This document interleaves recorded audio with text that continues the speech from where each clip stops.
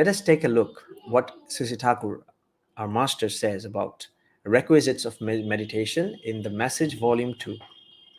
I will read it out, then I'll try to explain.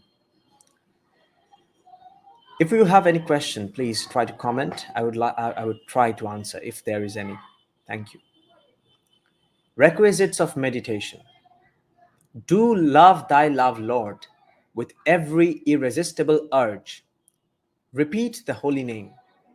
Meditate on his anointed sayings and service, his holy features, hollow and sonorous sounds, the innate word.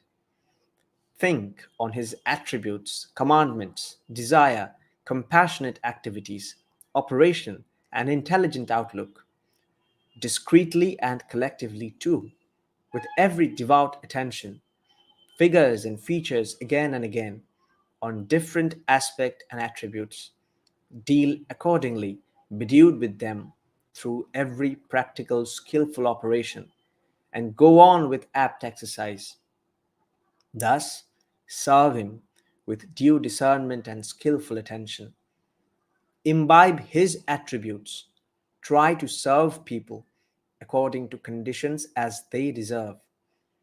Thus, be anointed with the attributes of thy love, Lord, and keep thyself constant with conscientious service to thy beloved the Lord. This constancy goads life to be constant with needful proficiency. In short, this is the process of assimilating the love and bestowing him and his existential features on the people. Make thyself blessed and bestow the blessings on the people. Thus provide all with materialized providential blessings. So quite a long one.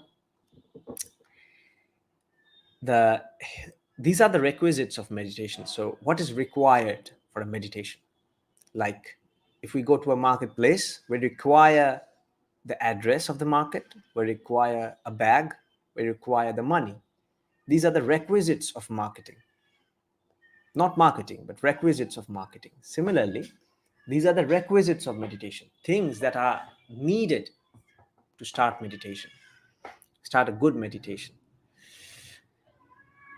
First is do love thy love, Lord. We have to love the love, Lord. Love, Lord. Why?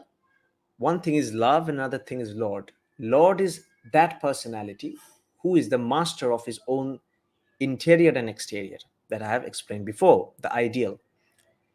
And he must be the love, Lord. Why? Because he must also be a love incarnate, that auto-initiative flow of love that flows from such personalities. And he must be your love too, your object of love and veneration. And through that, you would soon feel an irresistible urge towards him.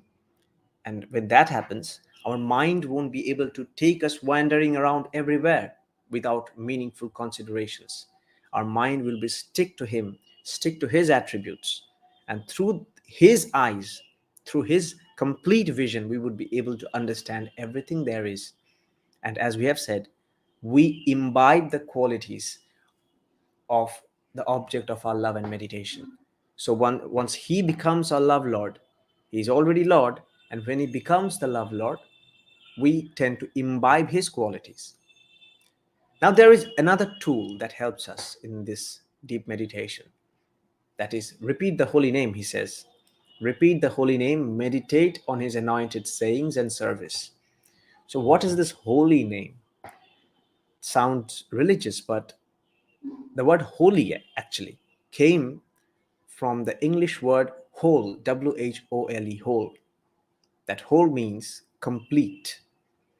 And name refers to a word. There are certain words that are construed from the deep level of vibrations that already exist in this existence. They are also called mantras. They represent the deeper vibrations that are present in the world. Today, science are also verifying them. But these things have been coming in our civilization since ancient ages. The Rig Veda, the Bhagavad Gita, in Quran, in Bible, everywhere there is the reference of this word. In Bible it says, in the beginning was the word was with God, and word was God. That word is the reference to the holy name. In Sikhism, it is called Shabad, Surat Shabad. In Sanskrit, it is called Dhun, and there are so many different variations of this. So we call it holy name, and this thing is given during the initiation, during the acceptance or the physical acceptance of the master. So there are certain words like Om and such, but there are also higher holy names. When we repeat them mentally, our mind and our glands like hypothalamus, thalamus, pituitary, and pineal gland, our cerebral cortex, they get certain kind of vibrations, and such vibrations cause certain kinds of activations in the cells. Now these activations are not totally physical, they are kind of subtly physical activations that happen in our brain, and they are very hard to explain unless they are practiced, unless they are realized and experienced. Nowadays scientists are quite proving them with the presence of gamma rays and gamma waves and beta waves and alpha waves in our brain. So let it go.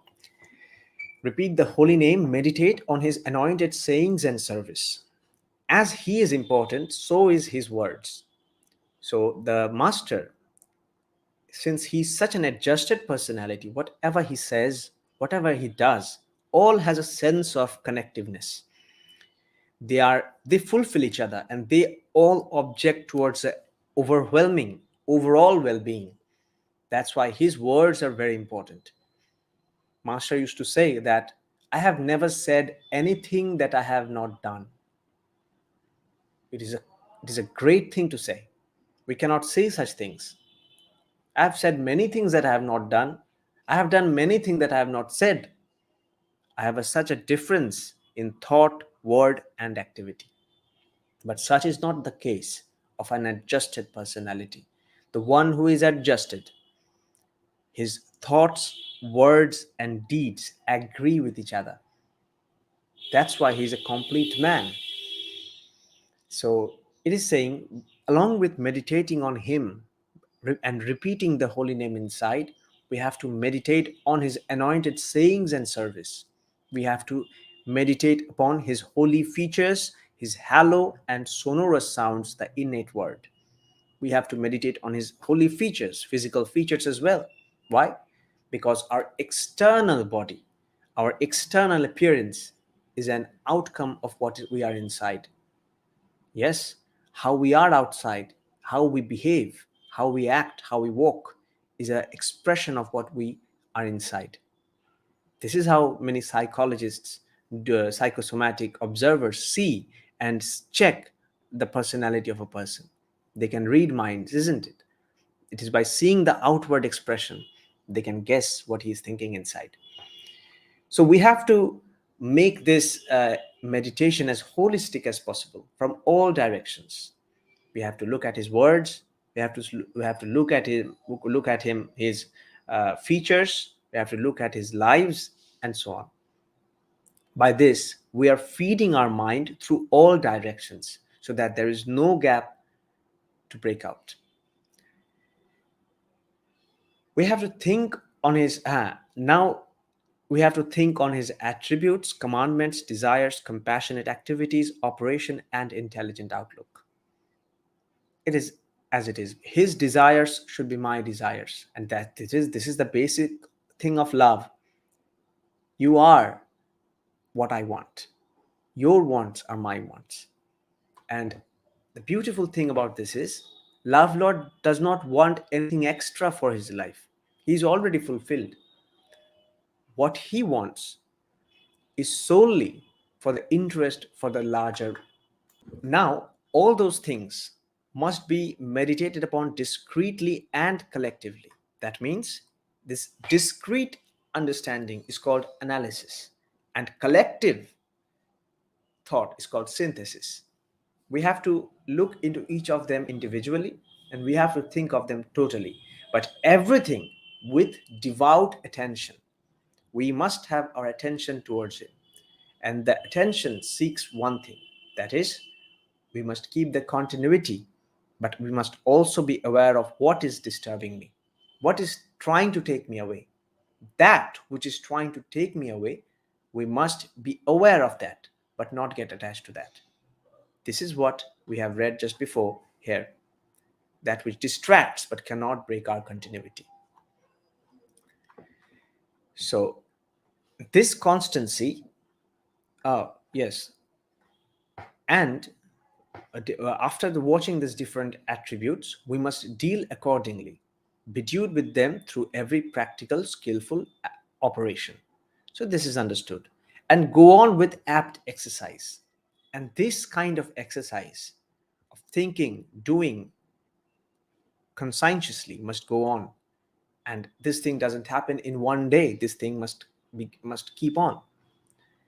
And this way, serve him with due discernment and skillful attention, and imbibe his attributes.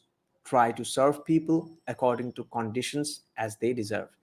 This way, and this is a great service. If I become a personality of elevated consciousness and I try to make others of elevated consciousness, then it is already a great service to the humanity.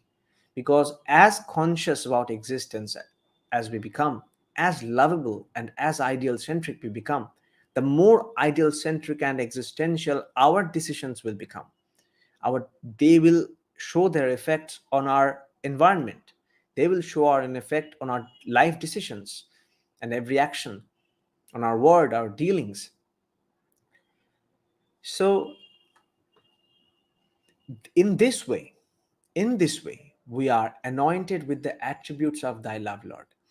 The love, this way, by the conscious activity, by the conscious exercise of this whole mechanism, we become anointed.